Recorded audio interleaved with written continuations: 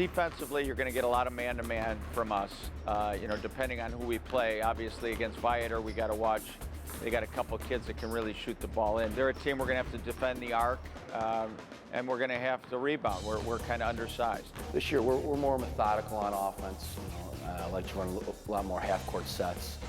Don't run as much as we would like to, but we're more of, I would say, a half-court team offensively. If we're unselfish sharing the ball, we feel that we're tough to stop. It makes us a more difficult team to defend. St. Viator is just an opportunity to play against a really, really good team that runs a little different stuff. A North Suburban Catholic school that, they play a little bit different than what we're used to. So it'll be a great, match, and that's what you got to be ready for in the state tournament. So that's why we try and load up our schedule on playing great teams Saturday night. As basketball season begins to wind toward the postseason, the CN100 Game of the Week comes to you from Oak Park, Fenwick High School, where the Fenwick Friars take on St. Viator. Alongside Kenny McReynolds, I'm Wayne Randazzo, and Kenny, these two teams pretty even so far this year. Viator comes in at 14-6. Yeah, they come in 14-6 with an overtime victory last night out in Joliet. My question is, how much will you have left an overtime game last night and you come back an early afternoon game today? Also 14-6 is Fenwick. They played a game yesterday too. They beat Mount Carmel, and the Friars starting to pick things up. Yeah, they really are. They're playing great basketball. You mentioned that win over Mount Carmel last night. A good win, a blowout, so I think they'll have some legs left because they were able to cruise to a victory last night.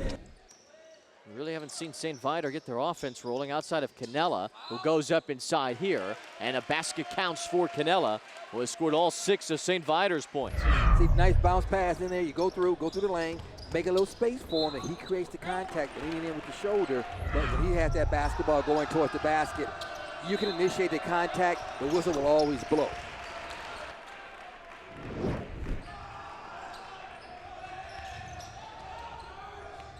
Nice move inside, cutting through the defense, and Kevin Owens gets on the board.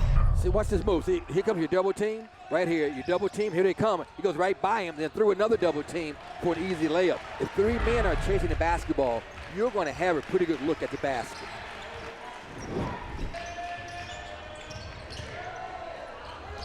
And a turnover there as McNamara goes to the hoop and gives St. Viator the lead. Right, and McNamara gets the offense from the defense. They double team the basketball, and here comes McNamara, goes right into the passing lane, goes up for the uncontested layup for his 6th and 7th point of this quarter. Nice move along the baseline as Quinn Fisher draws Fenwick within 1. Well, the spacing was perfect. You move the basketball around, you get great spacing, and then you get the easy layup by Fisher. St. Viator coming off an overtime win over Joliet Catholic, 67-60. As Mike Smith gets a steal. But you never leave your feet to pass the basketball. Smith for 3. And Fenwick leads by 5. Take a look at Smith. Here he is, grabs the basketball. Now when he comes down, watch your defense. They just stop and leave the man open. You never leave the man with the basketball. The only man that can beat you is the man with the basketball. You don't switch. You don't tell somebody to go get him. You get him, and you only switch when you make contact.